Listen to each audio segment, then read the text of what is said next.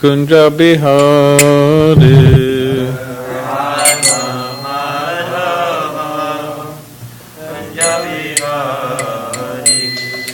Radha Madhava Kunja Bihari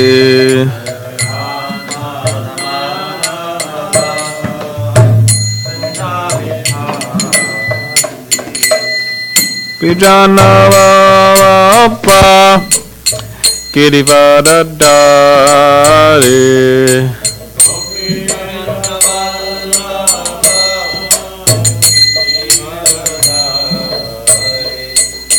Gopijanavalabha Girivadadari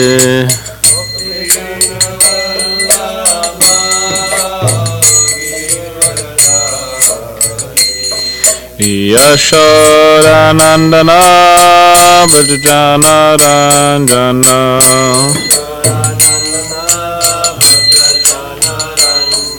Yashodanandana Brajana Ranjana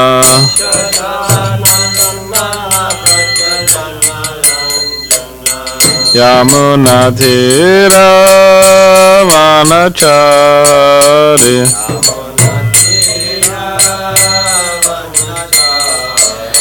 Yamunatira Vanachari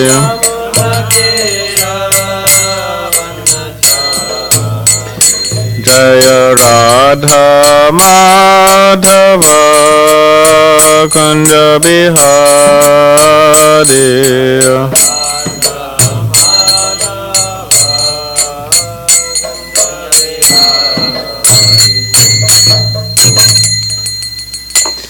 Vishnupad Paramahamsa Parivajagacharya Ashtota Rashata Shri Srimad Divine Grace A.C. Bhaktivedanta Swami Srila Prabhupada Ki Jai Jayam Vishnupad Paramahamsa Parivajagacharya Ashtota Rashata Shri Srimad Divine Grace Srila Bhaktisiddhanta Saraswati Thakur Prabhupada Ki Jai Grantaraj Srimad Bhagavatam Ki Jai. All glories to the assembled devotees. All glories to the assembled devotees. All glories to the assembled devotees. All glories to Shri Guru and Shri Gauranga.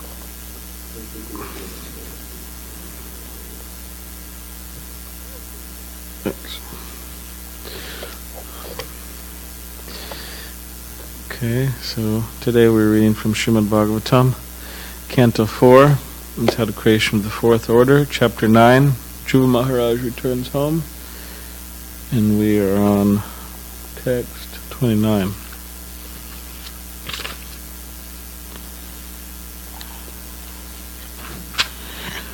Maitayu Vacha Matu Sapanya Vagbanar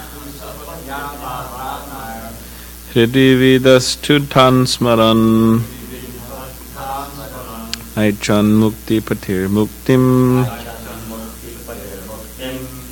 Tasmat Tapan Upeyivan Maitreya Vacha Matu Sapna Vagbanar Hridividastutan Smaran Naichan Muktir Patir Muktim Tasmat Tapam Upeyivan. Please chant.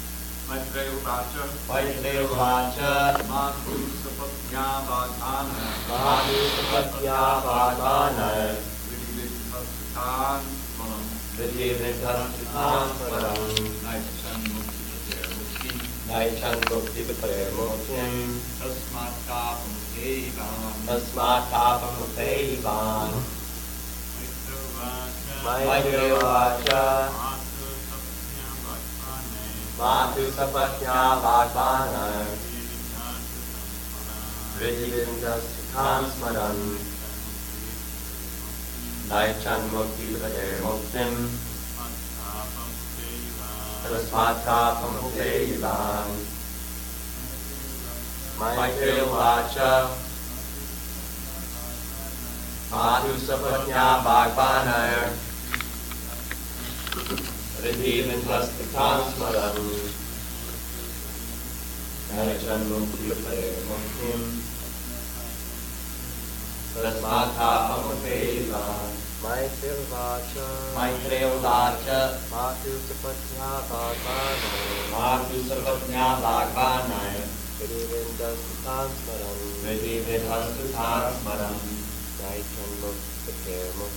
Nayachan mukti pade muktim Tasmatha pamapeva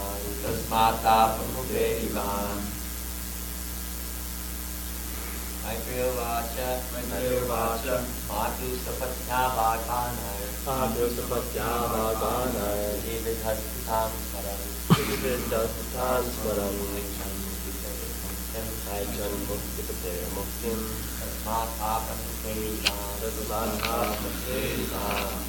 Zach's the only bhakta here. Everybody else is initiated.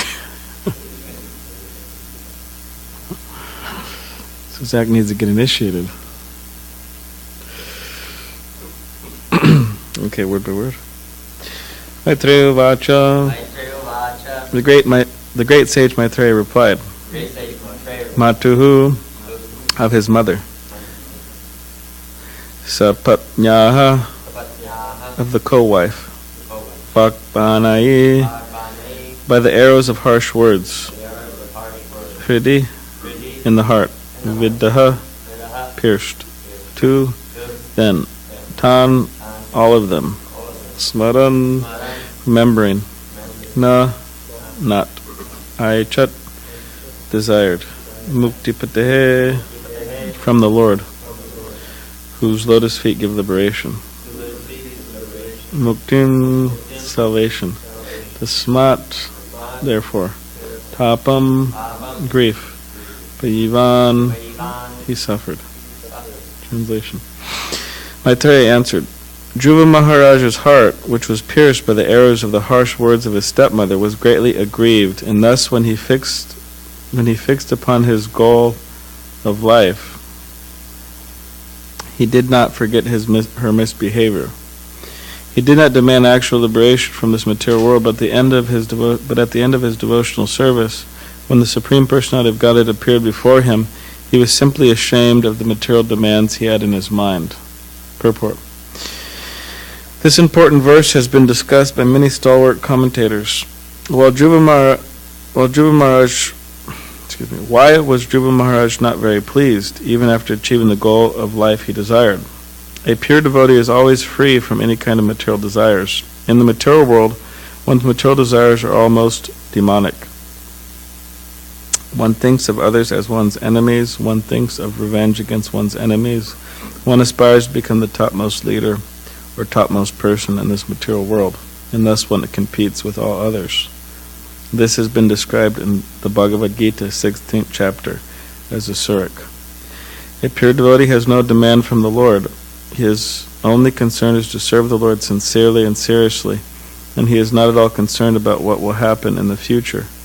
In the Mukundamala Stotra, King Kulik Shekhar, author of the book, states in his prayer, My dear Lord, I don't want any position of sense gratification within this material world. I simply want to engage in your service perpetually.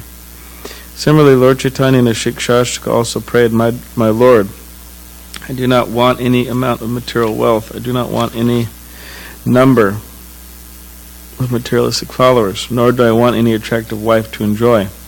The only thing I want is that I may engage life after life in your service. Lord Chaitanya did not pray even for mukti or liberation. In this verse, Maitreya replied to Vidura that Dhruva Maharaj, influenced by revengeful attitude towards his insulting stepmother, did not think of mukti, nor did he know what mukti was. Therefore, he failed to aim for mukti as his goal in life. But a pure devotee also does not want liberation. He is a soul completely surrendered to the Supreme Lord, and he does not demand anything from the Lord. This position was realized by Dhruva Maharaj when he saw the Supreme Personality of Godhead present personally before him, because he was elevated to the Vasudeva platform. The Vasudeva platform refers to the stage at which material contamination is conspicuous by absence only, or in other words, where there is no question of the material modes of nature, goodness, passion, and ignorance. And one can therefore see the Supreme Personality of Godhead. Because on the Vasudeva platform one can see God face to face, the Lord is also called Vasudeva. Dhruva Maharaj's demand was for a position so exalted that it was never enjoyed even by Lord Brahma, his great-grandfather. Krishna, the Supreme Personality of Godhead, is so affectionate and kind towards his devotee, especially to a devotee like Dhruva Maharaj, who went to render devotional service in the forest alone at the age of only 5 years, that although the motive might be impure, the Lord does not consider the motive. He is concerned with the service, but if a devotee has a particular motive, the Lord directly or indirectly knows it, and therefore he does not leave the devotee's material desires unfulfilled. These are some of the special favors by the Lord to a devotee. Dhruva Maharaj was offered Dhruva Loka, a planet that was never resided upon by any conditioned soul. Even Brahma, although the topmost living creature within this universe, was not allowed to enter the Dhruva Loka. When there is a crisis within this universe, the demigods go to see the Supreme Personality of Godhead, Chirodakshaya Vishnu, and they stand on the beach of the milk ocean. So the fulfillment of Dhruva Maharaj's demand, a position more exalted than that of even his great-grandfather, Brahma, was offered to him. So I'll just stop there for now, because it's a long purport. Maybe we'll finish today or tomorrow. Om Niganitavidandasya Gananjana Shalakaya Chakshudamalitamena Tasmai Shri Gurave Namaha Mukam Karidvachavam Pangam Nangai Tegarim Yakripatamaham Vande Shri Gurundin Taranam Vancha Kapdarubhishcha Kripasinabhishcha Paditanam Pavanivya Vaishnavya Namaha Shri Krishna Chaitanya Prabhu Nityananda Shri Radhikadhara Shivasudika Bhaktivinoda Hare Krishna Krishna Krishna Hare Hare Hare Rama Rama Rama Hare Hare.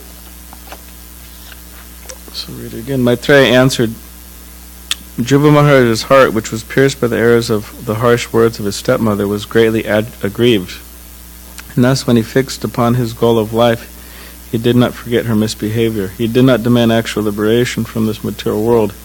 But at the end of his devotional service, when the Supreme Personality of Godhead appeared before him, he was simply ashamed of the material demands he had in his mind.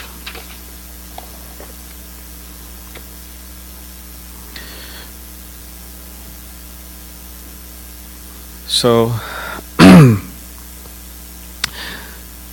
yeah, here we are seeing that a devotee or aspiring devotee or somebody who's trying to surrender to Krishna, they have to be careful about what they desire and about what they pray for.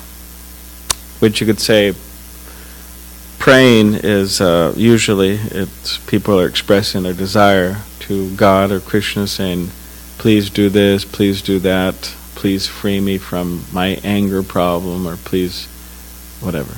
So many things. So devotee has to be careful and also precise in their prayers. For example, I know this devotee, he's a treasurer in one of the temples in America, and recently he was, sometimes the temples, they undergo some financial difficulties for whatever reason. It's bills and this and that, and money's not flowing in sometimes as much as the treasurer would want. So this particular treasurer, he says, usually I don't pray for anything material, but I had to pay the bills, so I was praying to Krishna very intensely, Krishna, please send some money. So then he told me that, so some time passed, and then I got some money personally, his family member gave him some money or whatever. Somehow he got money personally. And then he said, no, Krishna, not for me personally, for the temple, because I need to pay the bills here. So it wasn't precise. He was saying, oh, Krishna, please give me money, right? So Krishna gave him money, but it was him, so he should have said, please give me money for the temple. Anyways. Or, yeah, that's true, but, sometimes.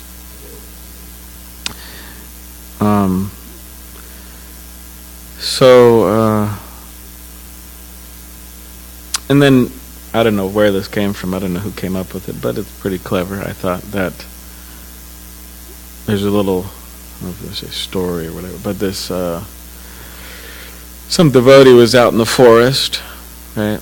And then he sees a tiger, and the tiger thinks, oh, great, now it's my lunch, And mainly the devotee, the human is So then, the tiger's approaching him, and about to devour him or whatever, and then he prays to Krishna. Krishna, please he closes his eyes, prays to Krishna. Krishna, please make this tiger a devotee. So then the devotee opens his eyes, and then the tiger's still, there ready to devour him, but the tiger starts chanting, Sharira Vijajo Jada, the prayers, before prasadam. So he's a devotee, but, still, so he has to be precise. Please make him a devotee and not let him eat me, So it's precise. So Dhruva Maharaj, he prayed, please give me a kingdom greater than my father, greater than my grandfather, greater than my great-grandfather. So there was no, you could say, there was no Vishnu, he heard that, and he fulfilled that desire. And Dhruva Maharaj, he lamented about that later. He said, I shouldn't have asked for this, and I actually don't want this. But still, Vishnu gave it to him. So, the idea is that we have to be careful what we pray for. Because sometimes, or they have that saying, right, you have to be careful what you wish for, because sometimes it may just happen. So therefore, this idea of us, you could say, very carefully cultivating our desires is of the utmost importance.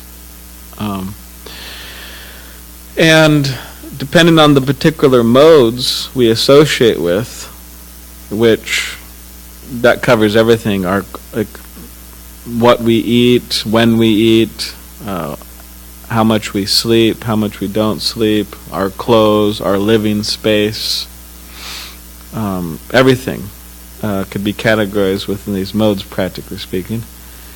And if we associate with particular modes, then we develop particular desires, which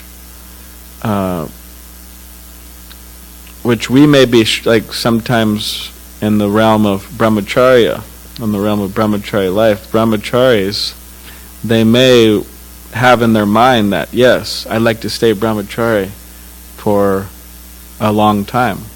Or sometimes they may even think, for the rest of my life, I'd like to stay a brahmachari. Or whatever, whether it's the rest of their life or a long time. So that's a desire that they have. But because that desire is there, okay, great.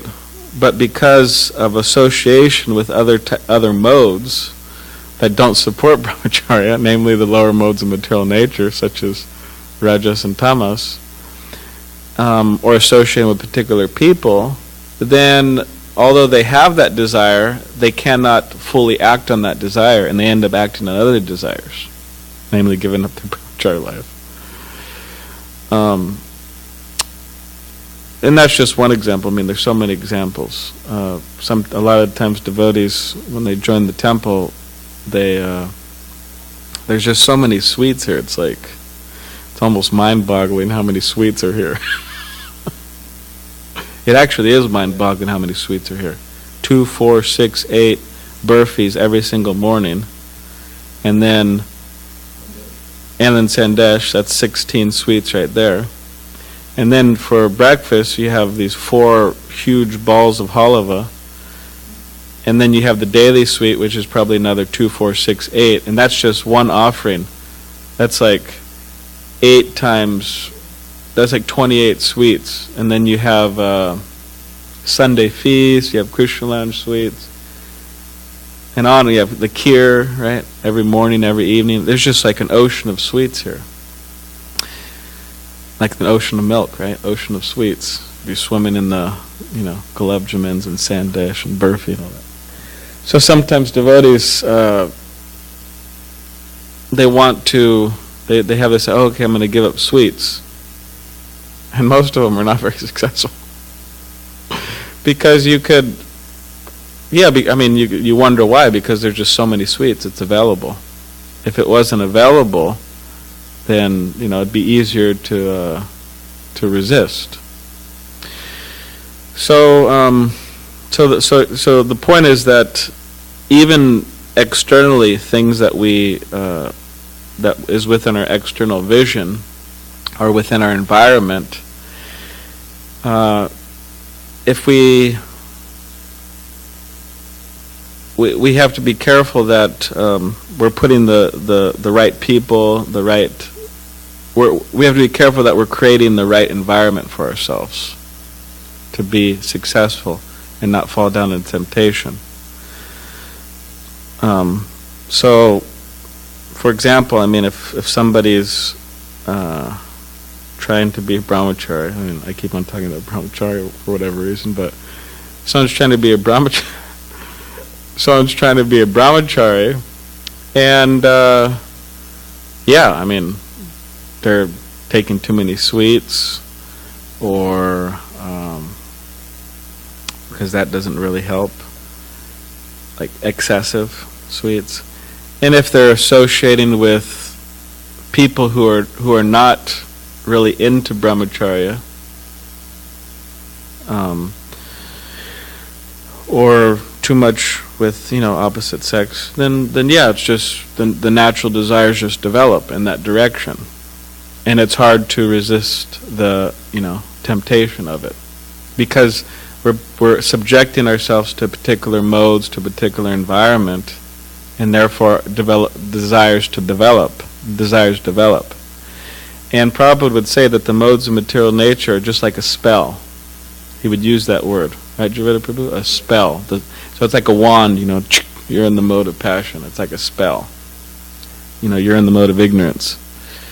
And depending on the modes that we cultivate, and of course it's not black and white, sometimes we're more in sattva, sometimes we're more in rajas, sometimes we're more in tamas, but we want to be situated on sattva. That's, Brahminical life. So, depending on the mentality we develop, we see things in a particular way. Just like someone goes to a forest, the famous examples given, the classic examples given. Someone goes to a forest and they think, wonderful, look at this beautiful forest. Look at all this space being wasted. I'm gonna hire my guys, and they're just gonna cut all the trees down. I'm gonna build some skyscrapers. It's a mode of passion. Or someone in sattvic, oh man, look at this wonderful forest, so quiet. Of course there's some birds, but this is going to be some good japa here. I'm going to chant, meditate, or read, right? I'm going to read for a few hours. It's wonderful. Finally, at last, some beautiful place. And that's goodness. And someone in ignorance is thinking, oh, great, nice place to sleep, right? Excessive sleep. That's a mode of ignorance. So, and then in this way, the spell, we become controlled, actually. It's like a spell means you're under the control of a spell means you're being controlled. You're being moved to act in a particular way based on the spell you're under. So I remember when I was younger, my sisters and myself, we would watch this kiddie movie because we were kids.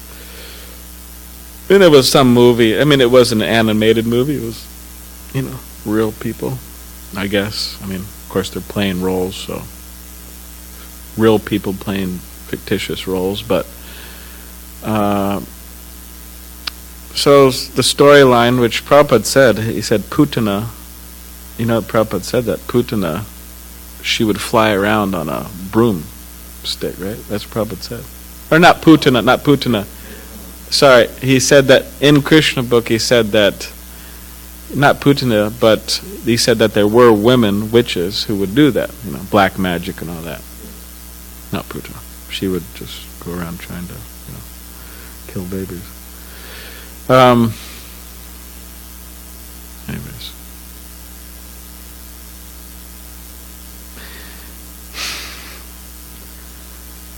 So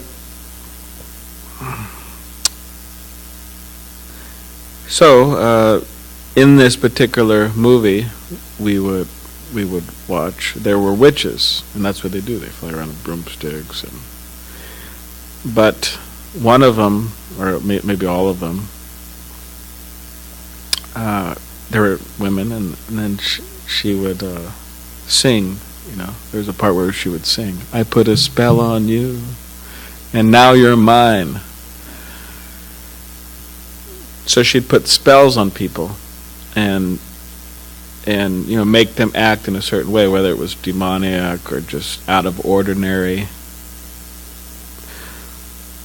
A spell where the man would just be mean to his girlfriend and reject his normal life and want to roam around like a ghost or something.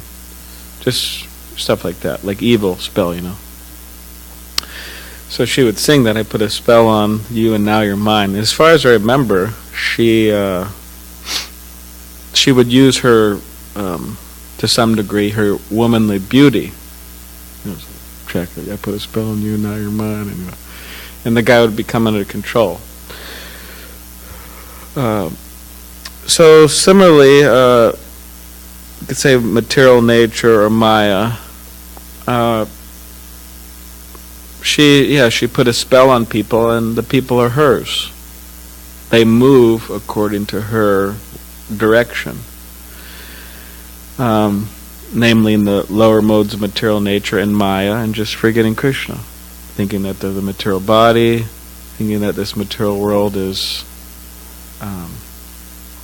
separate from Krishna, a place for materialistic enjoyment and all that. So we want to transfer ourselves out of the spell of Maya, and we want to work under the direction of Krishna. In other words, we want to be moved by Krishna. We want to be moved by the super soul in the most Krishna conscious and empowered way. And Srila Prabhupada, he gave us instructions how to do that, how to move in that direction. And the instructions he gave is first, there's so many instructions, but in relation to this, that we have to rise to the mode of goodness, sattva gun. Prabhupada stresses this all the time, adding the practices of Krishna consciousness, and then rise to the Shuddha Sattva, the transcendental stage of goodness.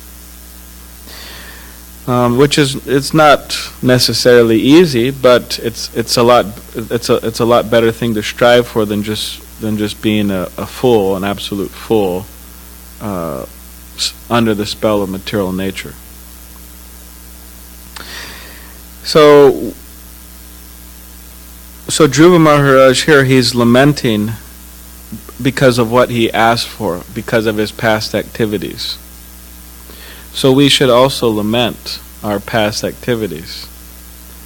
Even if someone would say, "Hey, I wasn't such a bad guy," I wasn't such a bad guy. Give me a break, I was into eating healthy, organic foods and recycling and smoking organic pot, and I wasn't such a bad guy.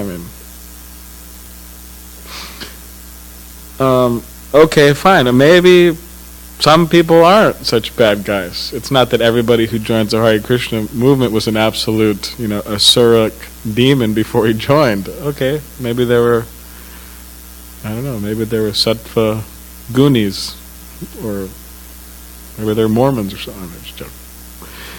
The Mormons are actually, in many ways, nice people. They're kind of clean and respectable, kind of a lot of.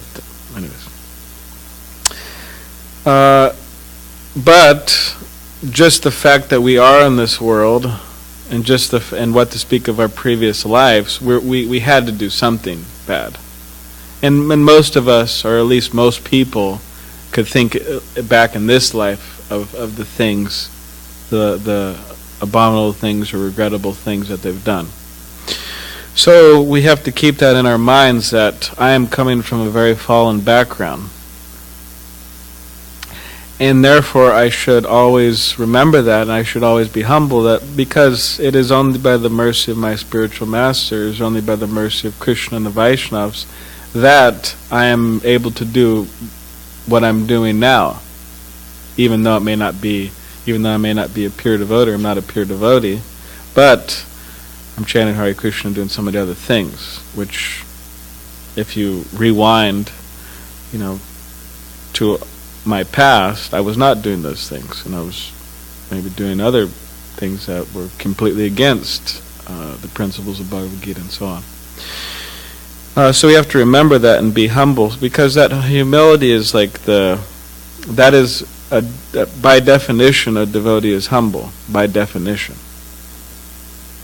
And people who fell in the realm of humility and fell in the realm of regretting one's past and lamenting and being sorry for what they've done, they tend not to make it very long distant in Krishna consciousness, and they revert to that fallen state again.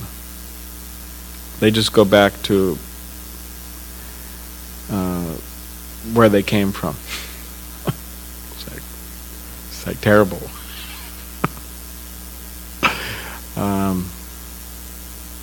It's really bad. And that's actually quite interesting, because it's almost like they join Krishna consciousness and they become devotees, at least to some degree, right? And then somehow or other they just revert to where exactly they started. Of course, the srimadbhagavatam says that such people, even though they've fallen down, in the back of their mind, they can never forget the transcendental ecstasy of Krishna consciousness. So they're always in the back of their mind thinking about it, although they're trying to forget. And Krishna deals with them differently. So we should examine our hearts, examine our consciousness, and see what exactly I need to remove. And we should be very honest in our analyzing our hearts, in our examination. Be very, very honest. And then once we see that, just as Dhruva Maharaj, he was very honest. He wasn't like, all right, well, I got darshan of Vishnu and well, hey, I was just a boy. What do you expect, right? I mean, I wanted a greater kingdom than my father, my grandfather. Hey, I'm 5 years old. I mean, I'm a Kshatriya. I'm 5 years old, and what do you expect? But yeah, don't be so judgmental. I mean, can you blame me? I mean, right? Or sometimes, hey, well, I was born in America. Like, of course I grew up doing all types of, things against Bhagavad Gita. What do you expect? Well, I mean, you're born in America. You're born in this material world for a reason. We wanted to forget Krishna. So we should be sorry. So Dhruva Maharaj, he wasn't coming with all these excuses of how actually his asking for material things, he wasn't trying to justify it. That, hey, I was a young boy, and sorry. And so yeah, that's important too, that when we do something wrong, we shouldn't try to justify that. Hey, well, I didn't get enough sleep. I'm sorry, I lost it on, I didn't get enough sleep, and my rounds, well, that's still, you shouldn't, whose fault is that? And even if it's somebody else's fault, whatever, the people, somehow you couldn't sleep or you didn't chant good rounds, you shouldn't take it out on others. That's called being dhira. You reject the, it's called kick the dog philosophy. So kick the dog philosophy, you know that philosophy? Okay. Maybe I made it up, actually. No. I mean kick the dog philosophy. Maybe I made it up. Hey, You could write it down in the.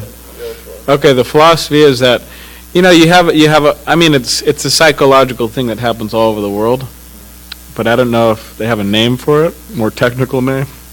But the philosophy is that you have a hard time in your life, whatever you're having a hard time controlling your mind. Some of the nartas are getting to you, right? Lust, anger, greed, whatever. A lot going on. Your uncle, just went to prison. Your cousin, whatever. There's all these problems going on. You didn't get enough sleep last night. You're chanting bad around, on and on and on, right? You go to work, you have a hard time at work, your boss giving you a hard time. So the idea is that psychologically you take it out on somebody else. And that means you go home and you're just mad and whatever. Kick your dog. Or whatever. Something like that. So you're taking it out on somebody else. So adira means somebody who's sober. They just say, all right, well, hey, I deserve this. It's my past karma. I deserve it, and because I deserve it, I'm not going to take it out on anybody else. So they're not justifying their suffering. I mean, they're not blaming others for their suffering, and aside from that, they're not justifying, or they're not trying to make excuses why it is okay for them to act in an improper way. They just say, "Hey, I acted improperly.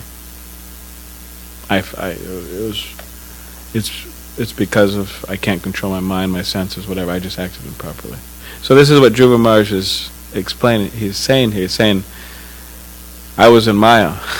Practically saying, he's saying, I was in Maya. I was wanting something, but then I realized it was just foolish.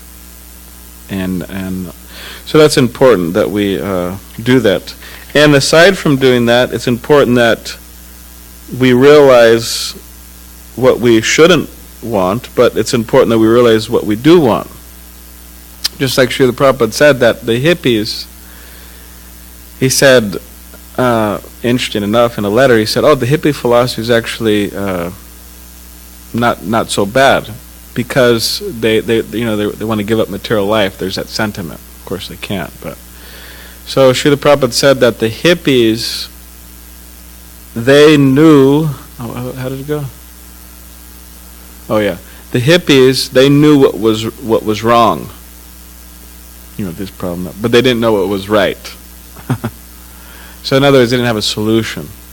You could tell the problem, but they couldn't come up with a solution. Whereas Srila Prabhupada, he came and he gave them a solution. So it's not enough just for, I don't want materialistic followers, I don't want beautiful women, I don't want money, I don't want any of these things, and to think about, it was foolish that I wanted these things, but we have to realize what we should be striving for, and that is for Krishna consciousness, for Krishna, for Krishna's pleasure. And that understanding of Krishna and Krishna's pleasure and Krishna consciousness, it's not so easy to come to that firm conviction that this is what I'm striving for. And even to have a clear conception of the goal, it's not so easy. So that conception of the goal, the clear conception of the goal, comes from the mercy of our spiritual master, from the mercy of Krishna, by the mercy of devotees, by service. Then we get benedicted, we get blessed with a clear conception of the goal, and we know what to strive for. Or else we're just, like the hippies.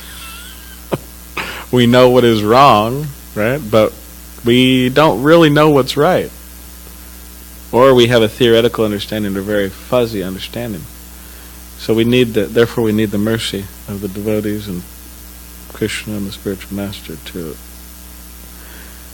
know what to strive for and be propelled like that, and finally to come under the spell of Krishna. It's a nice spell. Yes. Dance to Maya's tune, you dance to Krishna's tune. Right. You have a question, Zach? It could be our spell check. Yeah, it could be our spell checker. You could check us when we're out. It was just on the last point you were making, I've been reading, it's been coming up quite a few times in the purports in the 11th canto of the Bhagavatam, where Bhakti Siddhanta Saraswati Thakur is being quoted, making the point. He starts off by saying that we have to be careful not to be satisfied with anartha nivritti, but we have to actually understand artha pravriti. We have to understand what is... Bhakti Siddhanta Saraswati Thakur said that, huh? Yeah. We have to understand what the desired goal is, not just what the undesirable things are. And then he says, if we're simply satisfied with this, we run the risk of becoming impersonalists. And then again, he says, in another purport in the 11th canto a little later, he says, let me think, what was it? So yeah, in the later purport he says that one who renounces desirable or favorable things in Krishna consciousness for executing Krishna's mission, he runs the risk of impersonalism. Also, he was saying the same thing. So if something's favorable for Krishna's service, and we're like, no, I renounce that. It's too, something, and just renounce it for the sake of renunciation. Then we run the risk of impersonalism. That was kind of interesting. Yeah, that you can't just forget Maya. You have to remember Krishna, and it's actually it's not possible to forget Maya without remembering Krishna.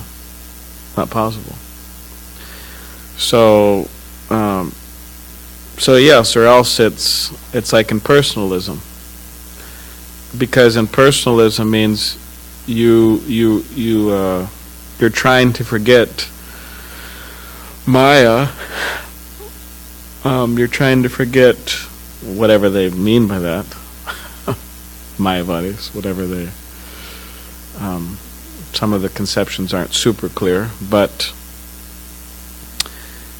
you're trying to control your mind, control your senses. You're trying to be a dhira. You're trying to be sober. You're trying to be a Goswami. Not by engaging your senses in Krishna or Krishna's service, by just negating it all, right? The prasad, it's Maya. The guru, he's Maya. The guru, he's Maya. Everything's just ordinary. So the guru's ordinary, the charnamrita's ordinary, the prasada's ordinary, the deities are ordinary. It's all just ordinary, right? Materials. But still, they try to control their senses, which you can imagine how difficult that is. And people have a hard enough time controlling their senses with the processes of devotional service. What to speak if you don't have them? So yeah, that's impersonalism. That people are focusing on giving up, renouncing, without accepting the favorable principles of devotional service. So yeah, in order to forget Maya, we have to remember Krishna. That's the way. Daivihesha gunmayim maya dhratya mamevye prapadyante mayam etam trantate. So Krishna says that the three modes of material nature, this divine energy of mind consistent of the three modes, is very difficult to overcome, if you haven't noticed. Maybe you've noticed that. But by surrendering unto me, Krishna says, one can easily cross beyond them. Now, different devotees, of course, you could see the Shastra in so many different angles of vision. Some devotees have brought up the point, you surrender to me, you could easily cross beyond it. So some devotees have brought up the point that Krishna and his holy name are non-different, right? It's Krishna, absolute. So you could say you surrender to Krishna in the form of the holy name, and one can easily cross beyond it, which is the process for this age of Kali Yuga, chanting the holy names, and this fallen age of Kali Yuga. So yeah, we can't just focus on the negative. We have to focus on the positive. And the more we could focus on the positive aspects of Krishna consciousness, the more we have a chance to actually, be satisfied and happy and be able to give up the negative. So therefore, big kirtans and all the other wonderful things you could do in Krishna consciousness are important. Service, reading of Bhagavatam, serving the deities, hearing Bhagavatam, serving the spiritual master, preaching Krishna consciousness. Prabhupada said that those who preach the message of the Srimad Bhagavatam and the message of Bhagavad Gita, he says that in the 4th canto in the purport, he says that they can easily get out of the clutches of the illusory energy, those who preach. So, and it's a special nectar. It's a special nectar, especially in America. At least that's my, I don't know if you want to say realization or conviction or understanding, that especially in America, at least, I mean, of course, I haven't really preached so many other places, but the fact that America is just such a, you could say, materialistic, fallen place, that you could say it attracts a special mercy of the mercy of Lord Nityananda. Special blessings are given to people who stick it out and preach in America. And Prabhupada came to America. It's the first place he came to. And also West Coast. It's the second place he came to. So it's a special zone, you could say, a special preaching zone. And Srila Prabhupada said specifically,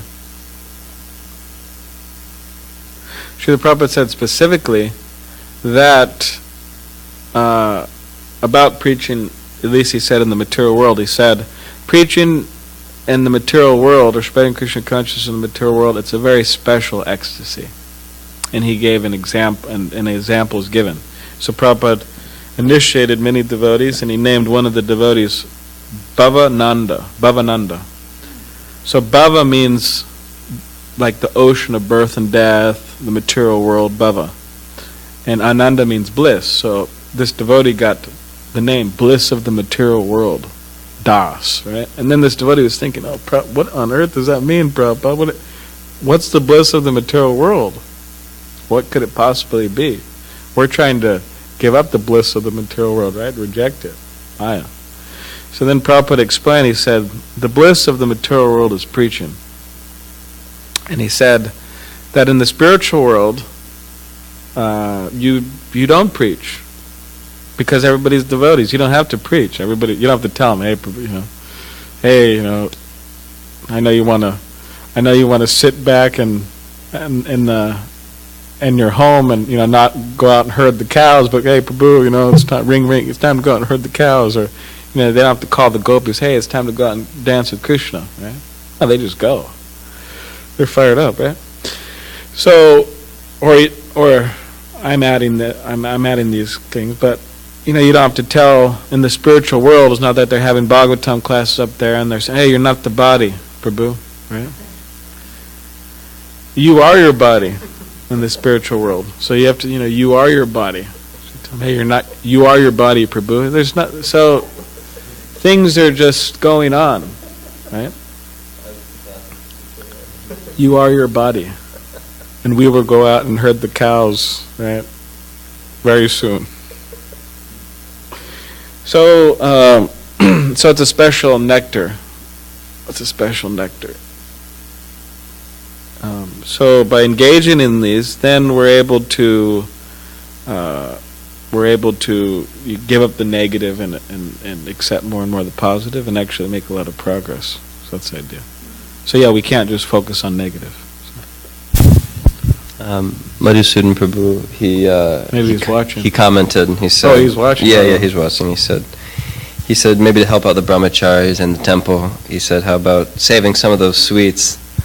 You guys have so many, and give them to him. Selling them at the table on Sunday. Yeah. I mean, we do with. Yeah, listen, Madhusudan Prabhu, listen, I don't think it can work out. We don't have that many sweets. Actually, Balarama was exaggerating. Yeah. It was, yeah. We do distribute, though. It is true. Dharma Sethi. Charity begins at home. Yeah, charity begins at home, right? Dharma Sethi takes many of the burfis and gives them out. I also Kanai Balai. Other devotees, yeah, Kanai Balai. Kanai saves a lot of sweets and passes them. That's true. So So there is some distribution going on, but maybe we could get more into the mood of saving them and distributing them, and Yeah. yeah, fundraiser. Yeah. All right. So does anyone have any other questions or comments? Oh yeah, fundraiser. Okay. The pizza and donuts. Okay. All right. So anybody who's watching, we're doing a fundraiser for Lord Nityananda's appearance day. Pizza, donuts. What else? Samosas. Oh, Madhusudana Prabhu's making samosas. Oh wow. Okay. All right. So tomorrow we will start, or we will continue the purport, and it is the paragraph that starts here. In this verse, the Lord is described as Mukti Pati, which means one who's under the lotus feet, one under whose lotus feet there are all kinds of mukti. So that's where we'll start tomorrow and finish the purport. All right, Grantaraj Srimad Bhagavatam Ki Jai.